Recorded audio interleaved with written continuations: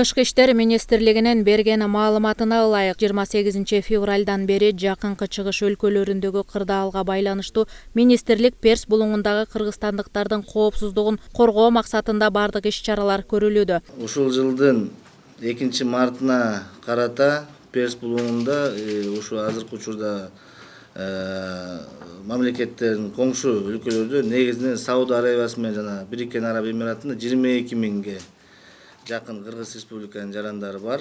Акыркы маалыматтарга ылайык эч кандай бир жабыркаган же болбосо көчөдө калган кыргыз жаран азыркы учурда жок. Тышкы иштер министрлигинин консулдук департаментинин аятчасында күнү түнү иштеген штаб түзүлгөн 28-ден бери жана ошондой эле биздин консулдар ошол жерде бардыгы штабтын мүчөсү болуп саналат. Мындан тышкары консулдук Бириккен Араб Эмиратынын Дубай шаарында туристтердин саны көп болгондугуна байланыштуу аба майданы учурда жабык болуп, көп маселе жаралып, туристтерди жайгашкан мейманканалардан мажбурлап чыгаруу болуп жаткандыгын билдирди. Бириккен Араб Эмиратынын Дубай шаарында көп маселе болуп атат. Себеп дегенде ал жерде биздин туристтер көп болгондугуна байланыштуу жана аба майданы өзүңүздөргө белгилүү болгондой Бириккен Араб Эмиратынын аба майданы азыркы учурда жабык жана рейстердин баардыгы токтотулган. Ошол себептен мисалы ошол жакта жашап 10 күнгө барган туристтердин жашаган алынган мөөнөтү жанагы сроктору бүткөн соң мейманканалар чыгууга мажбурлап жаткан учурлар болуп атат. Бирок 2 күн мурун ошол эле Дубай шаарында жана башка эмираттарында улардын департаменти тарабынан, туризм департаменти тарабынан бир кагаз жиберилген жашаган туристтерди мажбурлап чыгарбоо боюнча. Бирок тилекке каршы бардык эле мейманканалар ага баш ийбестен чыгарган күндөр да болуп жатат.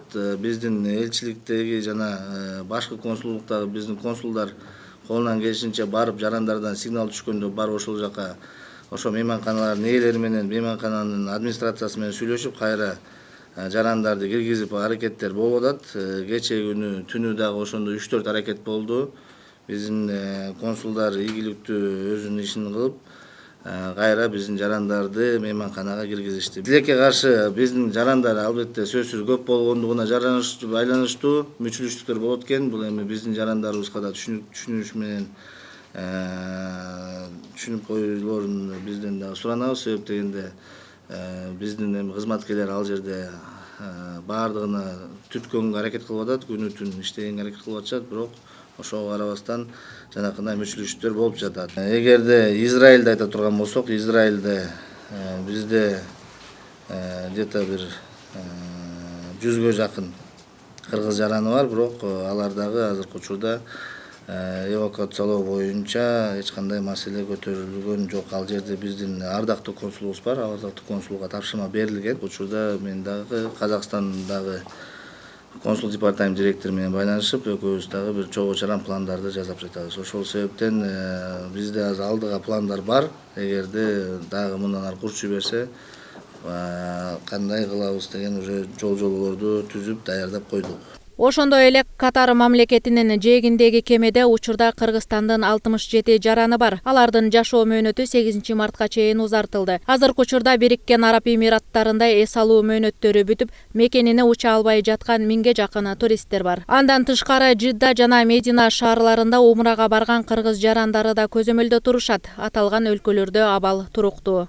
Кыргыз жарандары боюнча айта турган болсок, бүгүнкү күндө Катардын аймагында 800дөн ашык кыргыз жараны жашап эмгектенип келет. Андан тышкары Катарда убактылуу туристтик максатта келген жарандарыбыз бар. Круиздик лайнер менен келген жарандарыбыз бар. Азыркы учурда элчилик бардык ошол Катардын аймагында жүргөн кыргыз жарандары менен байланыш түзүп, кырдаал боюнча түшүндүрүү иштерин жүргүзүп, баарына мониторинг жүргүзүп атат. Бүгүнкү күндө жабыр тарткан, же болбосо аэропортто калып калган, же сыртта жардамсыз калган эч бир кыргыз жараны жок. Аэропортто авиа рейси болбой калган жарандардын баары отелдерге жайгаштырылды. Круиздик лайнердеги жарандарыбыз 7 мартка чейин круиздин лайнердин өзүндө калтырылды. Ал эми калган жарандарыбыз ар бири ошол өздөрүнүн жашаган үйлөрүндө кадимки күнүмдүк турмушунда жашап атышат. Азыркы күндө лайнерде 67 жарандын тизмеси такталып алынды. Мындан сырткары дагы кошумча тактоо иштерин дагы деле улантып атабыз. Себеби балким дагы калып калбасын деген коркунучтун алдын алуу максатында дагы деле тактоо иштери жүрүп атат. Бүгүнкү күнгө карата 67 жарандын тизмеси бар. Бириккен Араб Эмираттарынын бийлигинин чечими менен каттамдардын жокко чыгарылышына байланыштуу кыргыз жарандары мейманканаларда кошумча акы төлөбөстөн убактылуу жайгаштырылат жана тамак аштары туристтер барган компаниянын эсебинен каржыланат. Айжан Кадырова, Эрлан Кыдырбеков, 7 канал.